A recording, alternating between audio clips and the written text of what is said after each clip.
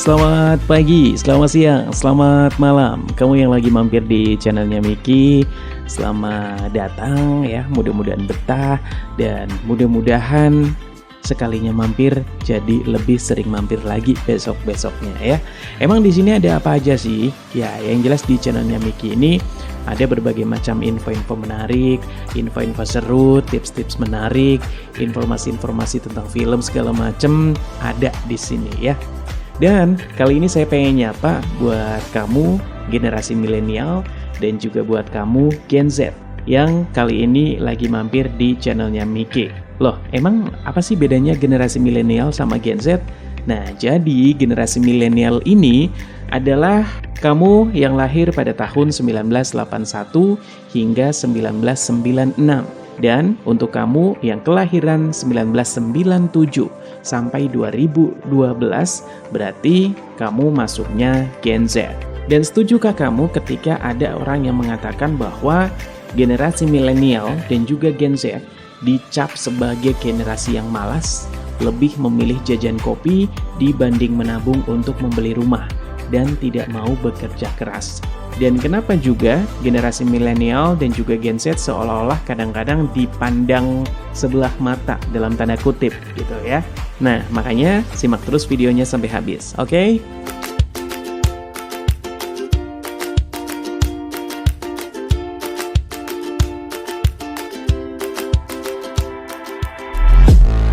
Jadi nih, dilansir dari BBC, bukti memang menunjukkan bahwa generasi yang lebih muda menunjukkan perilaku yang buat sebagian orang dianggap sebagai kelemahan oleh para generasi yang lebih tua. Walaupun demikian, para ahli juga meyakini bahwa para baby boomers yang dilahirkan antara 1946 hingga 1964 dan juga Gen X yang lahir antara 1965 hingga 1980 mungkin terlalu keras dalam menilai generasi yang lebih muda. Bahkan gak jarang kalau generasi yang lebih tua ini mengukur perilaku generasi yang lebih muda dengan standar yang tidak lagi berlaku. Perilaku memandang rendah generasi lain ini sebenarnya juga telah berlangsung sejak dulu ya, bahkan telah menjadi bagian dari sifat alami manusia. Nah, ini menurut seorang profesor manajemen di Queensland Institute of Technology Australia, ada Peter O'Connor, dan menurutnya hal ini terjadi hingga saat ini. Hal ini dibuktikan dengan penelitian bahwa ribuan orang Amerika meyakini anak zaman sekarang tidak memiliki kualitas yang sama dengan generasi pendahulunya. Namun, dia mengatakan hal tersebut sebenarnya bukan terjadi karena anak-anak muda benar-benar kekurangan kualitas tersebut. Namun, karena generasi yang lebih tua memproyeksikan dirinya saat ini pada dirinya di masa lalu. Nah, dengan melakukan ini secara tidak sadar, mereka akan membandingkan dirinya dengan anak muda saat ini, kemudian memberi kesan bahwa anak muda saat ini kurang dalam tanda petik gitu ya. Nah, dalam sebuah studi yang dilakukan pada tahun 2010, milenial yang lulus universitas antara tahun 2004 hingga 2008 menunjukkan perilaku ketahanan yang lebih rendah dibandingkan mereka yang lulus sebelum tahun 1987.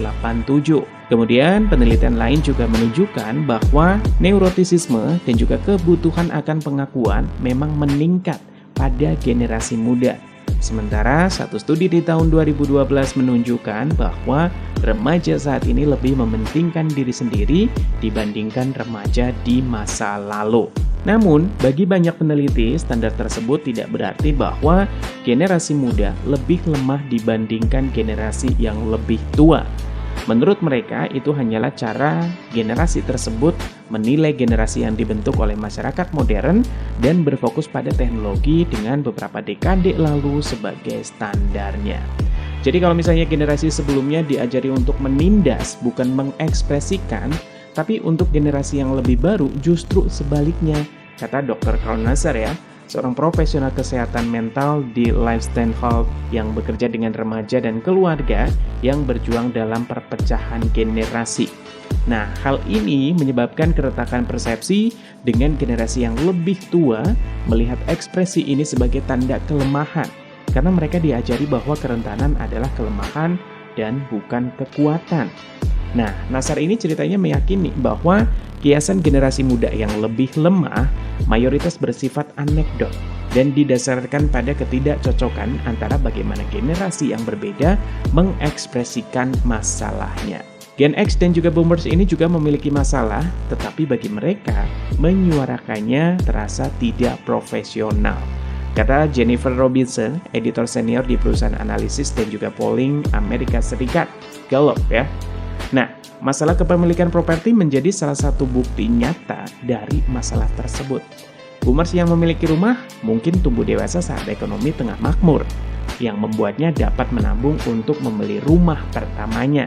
Hal itulah yang membuat mereka mulai meyakini bahwa generasi muda yang tidak dapat melakukan lebih lemah darinya. Namun, di sisi lain, Boomers juga melupakan masalah melonjaknya harga rumah, gaji yang stagnan, dan juga kondisi pekerjaan yang tidak aman. Semua itu membuat pembelian rumah juga semakin sulit. Kemudian, generasi yang lebih tua juga kerap mengatakan bahwa Gen Z adalah generasi yang paling tertekan dan juga cemas akibat ketahanan yang minim.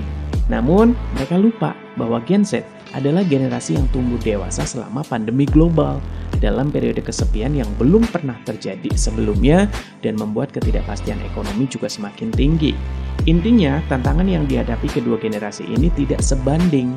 Jadi, kalau misalnya masih membanding-bandingkan gitu ya, wah Gen Z tuh begini, wah generasi milenial tuh begitu, wah parah mereka begini dan begitu gitu kan.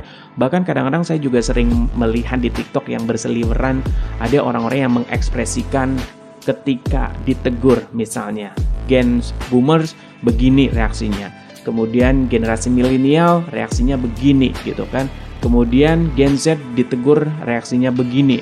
Kemudian banyak yang menghujat, kenapa sih Gen Z seolah-olah begini gitu kan. Nah, padahal seperti kita ketahui, zaman sudah berubah. Kemudian zaman sudah berkembang. Kemudian peradaban juga sudah berkembang. Nggak lucu ya kayaknya kalau kita terus dibanding-bandingkan dengan zaman-zaman orang zaman dulu gitu ya. Kemudian kalau misalnya ada kasus kekerasan gitu ya di sekolah, wah zaman dulu nih kalau kita salah sedikit, wah dilempar ini itu gitu kan. Kita biasa aja, ya itu di zamannya.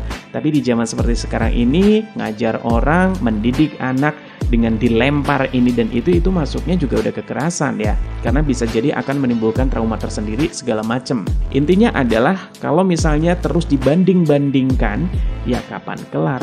Kenapa nggak yang terus, oh oke, itu di zamannya, oh oke, sekarang memang zamannya lagi begini, coba disesuaikan. Itu nggak sih?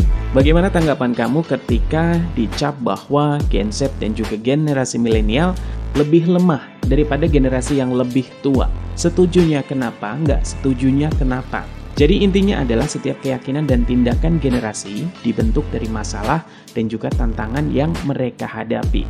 Ya, orang tantangan yang dihadapi oleh generasi milenial dan juga Gen Z kan beda ya dengan yang dialami oleh generasi sebelumnya.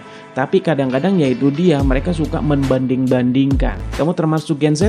Kamu termasuk generasi milenial? Atau kamu termasuk generasi Boomers?